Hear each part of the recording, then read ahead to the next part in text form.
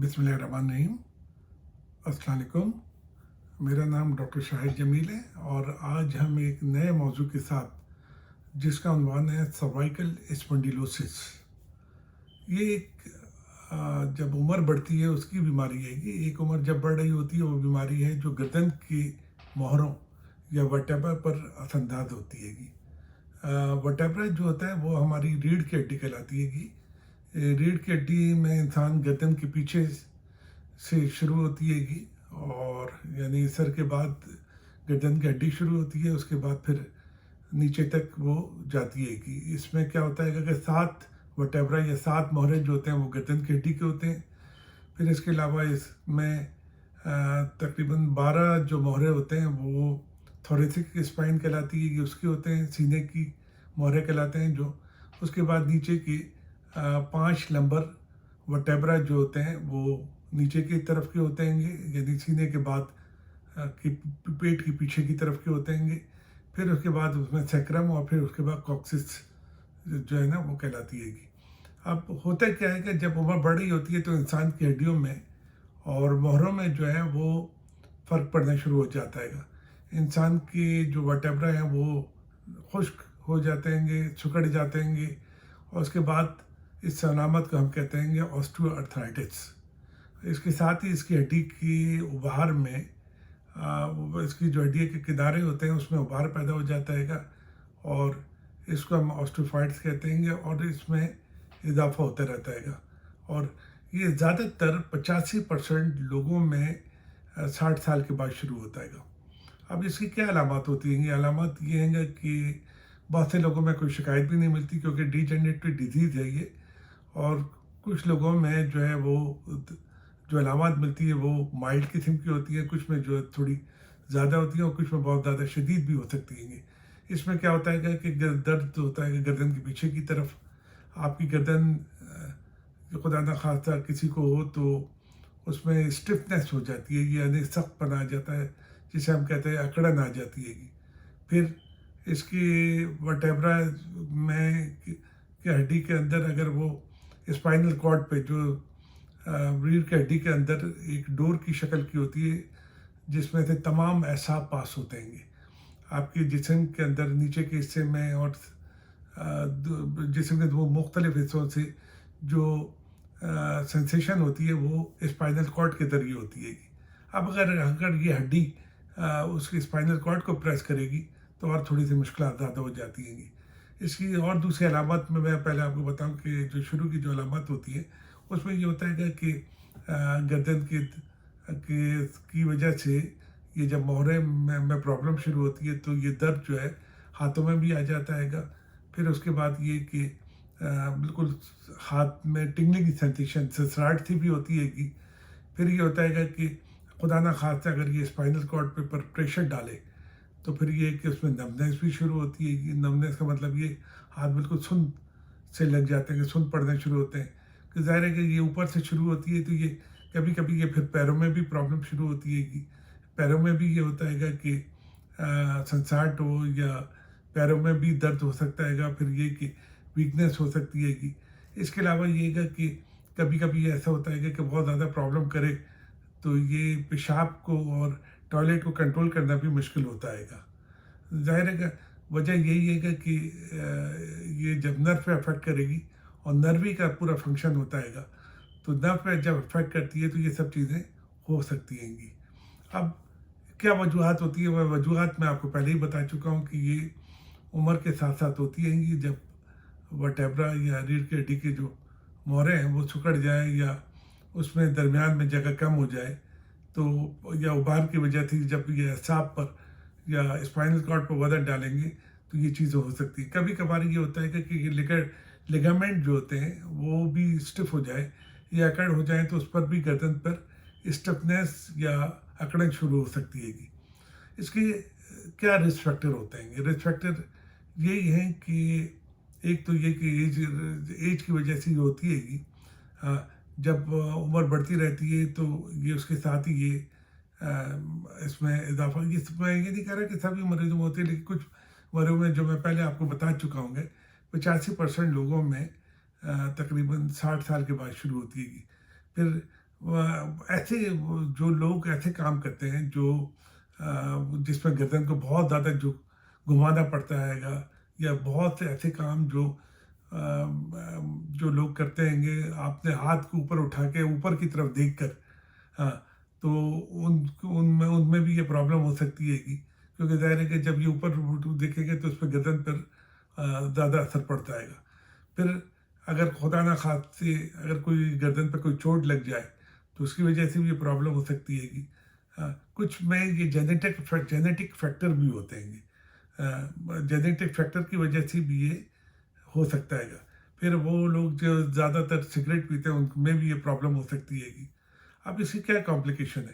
Complication یہی ہے کہ میں نے جیسے آپ کو پہلے بتایا کہ یہ جب اگر اعصاب پر دباؤ ڈالے گا تو ظاہر ہے گا کہ بہت ساری کمپلیکیشن ہو سکتی ہیں اس میں وہی ہے کمپلیکیشن ہے جو میں نے آپ کو بتایا تھا کہ یورین کنٹرول نہیں ہو سکتا، اسٹول کنٹرول نہیں ہو سکتا، بالکل ہاتھ سند ہو جائیں گے، آپ کے سنساٹ ہوگی. یہ کمپلیکیشن ہے. کبھی کبھی تو بالکل ہی ایسا لگتا ہے جیسے خدا نہ خواستہ کہیں ایسا نہ ہو جائے کہ فالج کا اثر ہو جائے. تو یہ تمام چیزیں اس کی کمپلیکیشن میں آتی ہیں اب اس کا کیا ڈائگنوسس کیسے کرتے ہیں؟ تو ڈائگنوسس کا کرنے کا طریقہ یہ ہے کہ ایک تو پیشنٹ کو جو ہے نا اچھی طریقے سے ایگزامن کرتے ہیں، اس کی گردن کی جو موومنٹ ہے اس کو اچھی طریقے سے دیکھتے ہیں پھر اس کے بعد چلا پھرا کے دیکھتے ہیں پھر ایک سمپل سا ایکس رے بھی کراتے ہیں ایکس رے میں پتہ چل جاتا ہے کہ کتنی تبدیلی، یعنی ایک رفلی ایک اسٹرکچر میں کتنی تبدیلی ہے. پھر اس کے علاوہ یہ کہ ایم آر آئی سے جو ہے وہ پوری رپورٹ مل جاتی ہے پھر سی ٹی ہے، مائلوگرافی بھی کرائی جاتی ہے. اس میں بھی ایک انجیکشن کے ذریعے دیکھا جاتا ہے کہ یہ اسپائنل کارڈ میں ڈالتے ہیں اور پھر یہ دیکھا جاتا ہے امیجز لیتے ہیں اور پھر اس میں وٹیورا کی یا ریڑھ کی ہڈی کی پوری ڈیٹیل رپورٹ آ جاتی ہے اب اس کے علاوہ نرو کنڈکشن بھی کرتے ہیں، یہ فنکشن ہے یہ دوسرے ٹیسٹ ہیں. لیکن یہ کہ ظاہر ہے گا یہ جو نیورولوجسٹ ہے یا نیورو سرجن ہے وہی یہ دوسرا ٹیسٹ لکھے گا لیکن جو سمپل جو زیادہ تر جو ٹیسٹ ہوتے ہیں وہ ایکس رے ہے اور اس کے علاوہ ایم آر آئی ہے گا. اب کیا ہے اس کا علاج ہے گا؟ علاج یہی ہے کہ ظاہر ہے گا کہ یہ ایج کے ساتھ ساتھ بڑھ رہی ہوتی ہے. آپ اس کو روک تو سکتے نہیں ہیں لیکن اس میں کمی زیادہ لا سکتے ہیں. یعنی مطلب یہ کہ جو تیزی کے ساتھ جو بڑھ رہی ہے اس میں کمی واقع ہو سکتی ہے. پھر یہ کہ اس کے درد میں بھی افاقہ ہو سکتا ہے گا. اب درد کے لیے کیا کرتے ہیں کہ ظاہر ہے کہ ایسی دوائی ہم لیں گے جو درد کو کم کریں، جو اس میں بروفین کی ٹیبلٹ ہے پھر اس کے علاوہ یہ کہ نیپروکسن ہے. پھر اس کے علاوہ یہ کہ لیکن یہ یاد کیجیے کہ ظاہر ہے کہ یہ درد ایک دم تو ٹھیک نہیں ہوگا، اس میں کمی بیشی بھی ہو سکتی ہے اور یہ بھی ہو سکتا ہے کہ 4 دن 5 دن درد رہے، ٹھیک ہو جائے، اس کے بعد پھر دوبارہ شروع ہو جائے. تو کوشش یہ کریں کہ ایسی دوائی دیں کہ جو گردے کو بھی نقصان نہ پہنچائے اور معدے کو بھی نقصان پہنچائے.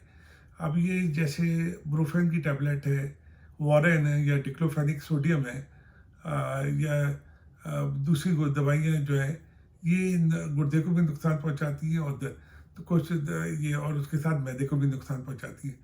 تو کوشش یہ کریں کہ ایسی دوائی دیں پہلے سیف سائڈ پہ.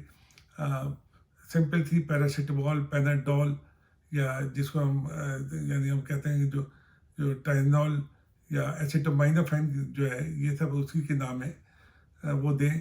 اور اگر اس سے نہ فرق پڑے تو پھر یہ کہ ساتھ میں اس کے ہم مسل ریلیکسنٹ بھی دے سکتے ہیں جو تھوڑے سے مسل کو ریلیکس کرے.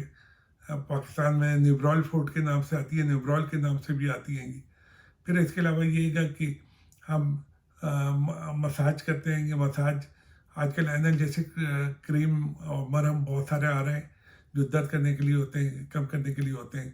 یہ مساج بھی یوز کیے جا سکتے ہیں پھر یہ کہ تھوڑا سا ہاٹ فرمنٹیشن، گرم پانی کی بوٹل اگر آپ ٹاول میں لپیٹ کے اتنا جو کہ برداشت ہو سکے تو وہ بھی یوز کر سکتے ہیں پھر اس کے علاوہ یہ گا کہ سافٹ کالر آتا ہے آپ سافٹ کالر بھی یوز کر سکتے ہیں تو اس کی وجہ یہ کہ سافٹ کالر میں یہ گا کہ اس کی جو گردن کی جو موومنٹ ہے وہ تھوڑی سی لمیٹڈ ہو جائے گی. خدا نہ خواستہ کوئی جھٹکا لگے یا کوئی پرابلم ہو تو اس پہ اتنا زیادہ وہ نہیں پڑے گا. لیکن اگر آپ سافٹ ڈرائیونگ کر رہے ہیں تو اگر آپ خدا نہ خواستہ کوئی بریک زور سے لگا دیا یا کوئی جھٹکا لگا تو وہ گردن کے لیے مشکل ہو سکتی ہے. تو میں تو ایڈوائز یہی کروں گا کہ اگر ڈرائیونگ کر رہے ہیں تو ہر حالت میں آپ کو سافٹ کالر یوز کرنا چاہیے گا، یا یہ کہ کوئی ورک پہ جا رہے ہیں تو اس وقت بھی سافٹ کالر کے، کیونکہ خدا نہ خواستہ کوئی جھٹکا جو ہے وہ صحیح نہیں ہو سکتا۔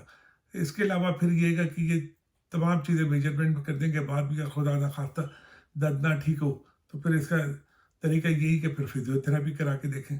فزیو تھراپی میں بھی یہی ہوتا ہے کہ ایک تو مساج کرتے ہیں گے، ہارٹ پالپیٹیشن بھی کرتے ہیں گے، پھر اس کے علاوہ یہ کہ کبھی کبھار ضرورت پڑتی ہے تو ٹریکشن بھی دیتے ہیں گے یہ لوگ۔ فزیو تھراپی کے بعد آخری جو ہے، اگر خدا نہ خواستہ اس سے بھی نہیں فرق پڑا تو آخری صرف ایک ہی باقی بچتا ہے آپشن، اور وہ ہے سرجری۔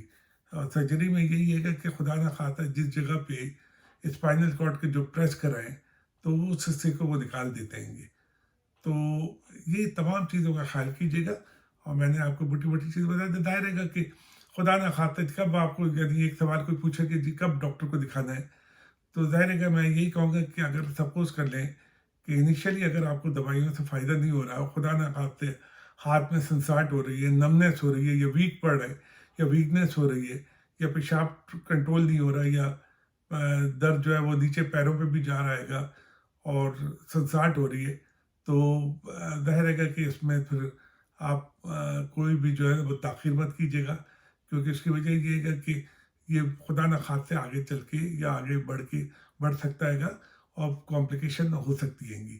تو انیشیلی میں جو ٹریٹمنٹ دیتا ہوں گا کہ آپ کوشش کریں، اس سے اگر فرق پڑ رہا ہے تو ٹھیک ہے، نہیں اب فرق پڑتا تو ظاہر رہے گا کہ پھر میرا یعنی یہی میں کہہ سکتا ہوں گا کہ فوراً ER میں یا کسی نیورو سرجن کو یا نیورولوجسٹ کو دکھا کے کم از کم معائنہ کرا لیں گے کہ خدا نہ خواستہ کس جگہ پہ پرابلم ہو رہی ہے گی۔